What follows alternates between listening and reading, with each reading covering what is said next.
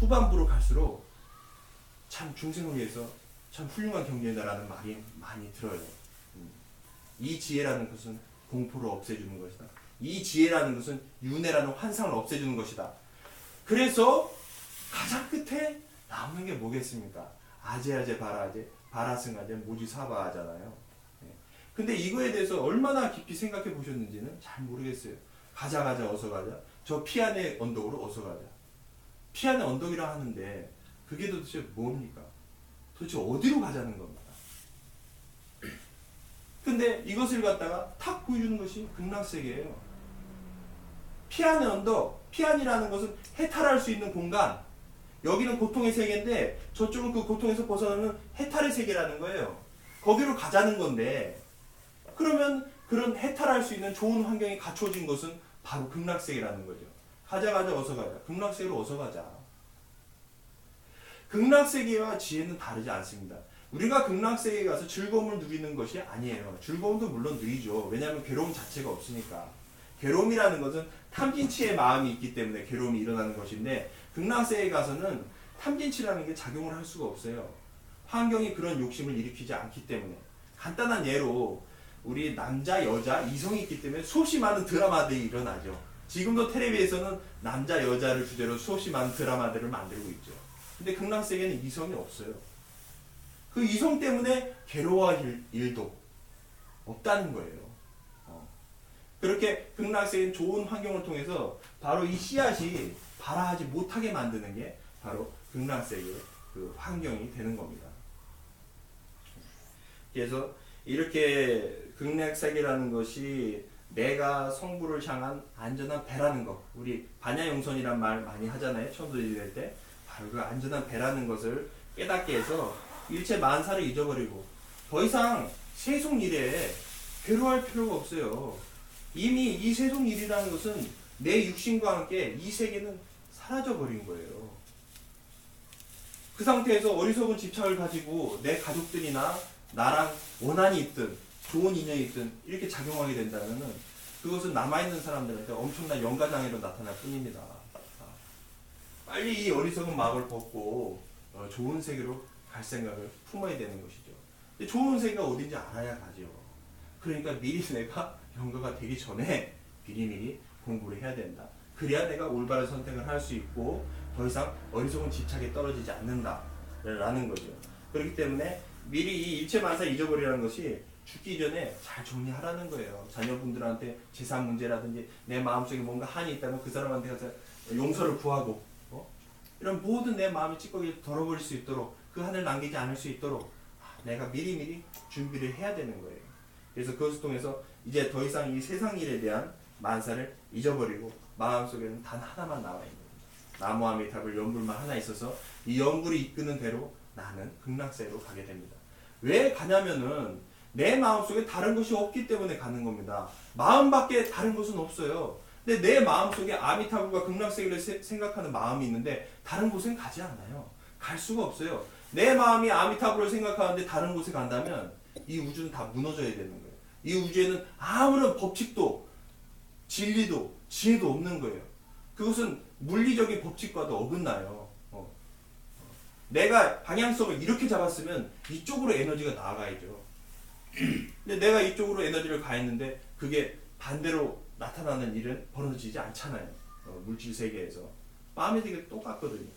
내가 마음을 이렇게 극락세계로 향하고 있다면 그쪽으로 갈 수밖에 없기 때문에 일심으로 연불하게 하라 라는 얘기를 하는 거고요. 둘째는 여러 사람들이 몇 개의 반으로 나눠 연불하여 임종인의 연불심을 도와야 된다. 왜냐하면은 이 지금 이 특별한 상황이죠. 지금 살면서 경험해 보지 못했던 상황이 임종이니까 이 상황에서 육신은 약해져 있고 정신은 혼란스럽기 때문에 이 분한테 힘을 실어줘야 된다는 거예요. 자꾸 의지가 약해지는 거예요. 육신이 약해지면 의지도 약해집니다.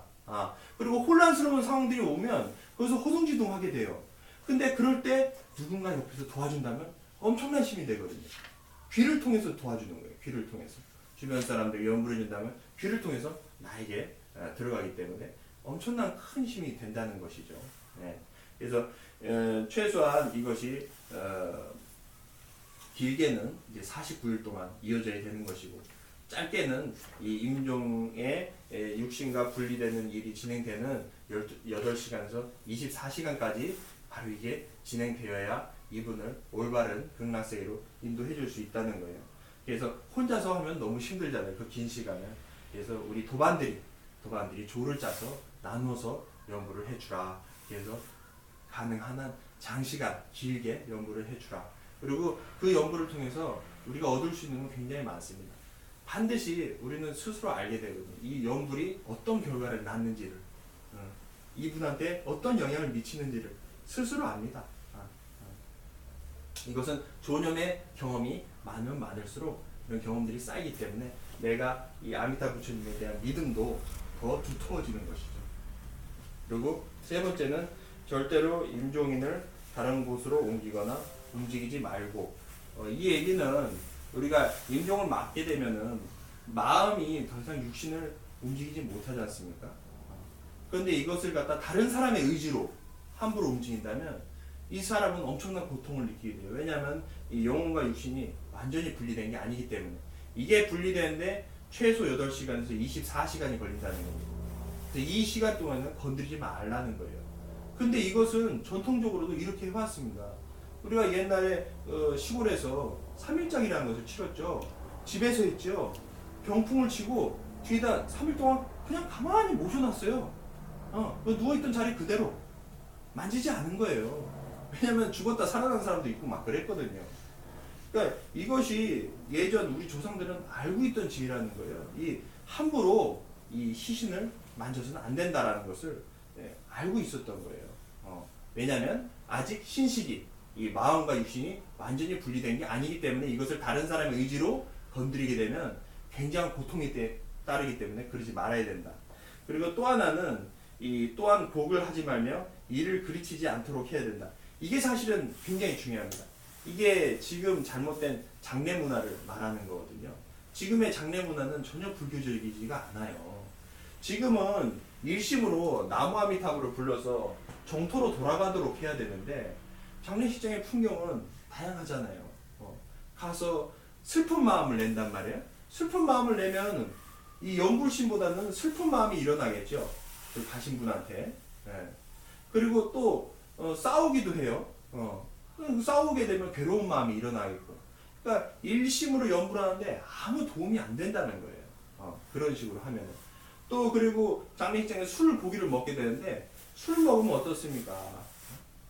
그러면은 이런 나의 혼란한 정신이 이분한테도 망자한테도 영향을 미친다는 거죠. 의식을 흐리게 한다는 거예요. 내가 깨끗한 일심으로 나아가야 되는데 의식이 흐려진다는 거예요. 술 먹어서도 안 될 일이고, 그리고 육식을 해서도 안 되는 거죠. 왜냐면 이 망자 때문에 살생이 돼서 육식이 됐기 때문에 이 책임이 다 망자한테 돌아갑니다. 그럼 망자한테 짐이 되죠. 망자가 좋은 곳에 가는데 짐이 된단 말입니다. 그래서 우리 절에서 천도지 지낼 때는 과일과 깨끗한 나물 반찬으로 올리지 거기다 우리가 고기를 올리는 것은 아니잖아요. 그것이 바로 망자한테 짐이 되지 않도록 하기 위해서 그러는 거거든요. 그래서 우리가 이렇게 장례식장에서 잘못된 행위들, 그리고 아직 하루가 되지 않았는데 그냥 그 차가운 냉동고에 넣어버리든가 아니면 또 바로 화장해버리든가 이러면 안 되는 거예요. 아직 일이 끝나지 않았어요. 이게 신식이 분리되고 마음이 정리되는데 시간이 필요하단 말입니다. 근데 왜 남아있는 사람들의 편의를 위해서 막 그냥 무슨 공장식 기계식으로 이걸 진행하냔 말이죠. 이건 마음이라는 너무너무 섬세한 것을 다루는 일인데 그런 식으로 거칠게 다뤄가지고 그 결과가 어떻게 되겠냐는 거죠. 원한을 품게 돼요. 원한을. 그 고통과 업이 더 생겼기 때문에 원한을 품게 되는 겁니다. 그래서 우리가 이 연불해서 왕생하게 되는 이 중요한 큰 일, 이것을 그르치도록 그런 잘못된 행위들, 비불교적인 행위들, 그리고 정토에 대해서 알지 못하는 행위들을 버려야 된다는 거예요. 그래서 이제 시간이 다 돼서 이렇게 우리가 임종을 올바르게 받아들이기 위해서는 내가 무언지, 내가 누군지, 나는 어떤 식으로 되어 있는지. 그러니까 불교에서 제일 많이 하는 얘기가 너를 알아라 이 얘기를 많이 하는데 내가 누군지 알아야 된다는 겁니다. 그러면 나라는 것에서 부처님이 어떻게 말씀하셨는지 알아야 된다는 거죠. 그래서 이러한 기본적인 지혜가 있어야 된다는 거, 이것을 설명드렸고, 이 지혜를 통해서 과연 내가 그러면 실제 임종 상황에 도달했을 때 그러면 어떻게 하면은 바로 이렇게 올바름으로 유도하는 세계, 성불로 유도하는 세계로 왕생하기 위해서 어떻게 우리가 조심해야 되는지, 어떻게 갈래를 잡아야 되는지, 갈피를 잡아야 되는지, 거기에 대해서 잘 나와 있습니다. 그래서 저는 우리 만나는 분들한테 이 책을 반드시 권합니다. 그러니까 너무 그 방대한 불교를 다 알지 못해도 이 책 한 권만 세심히 정말 진지하게 이 말이 맞는 얘기인가? 한번 고민하면서 한번 보신다면 이 책을 통해서 꼭 절에서 몇백만 원 들여서 천도제 안 지내도 수없이 많은 사람들이 천도가 될 수 있습니다. 극락세계로. 그래서 이 책이 작지만 소중한 책이고 아미타경 못지않게 소중한 책이 이러한 우리가 임종시에 반드시 주의해야 될 가르침인 것이거든요.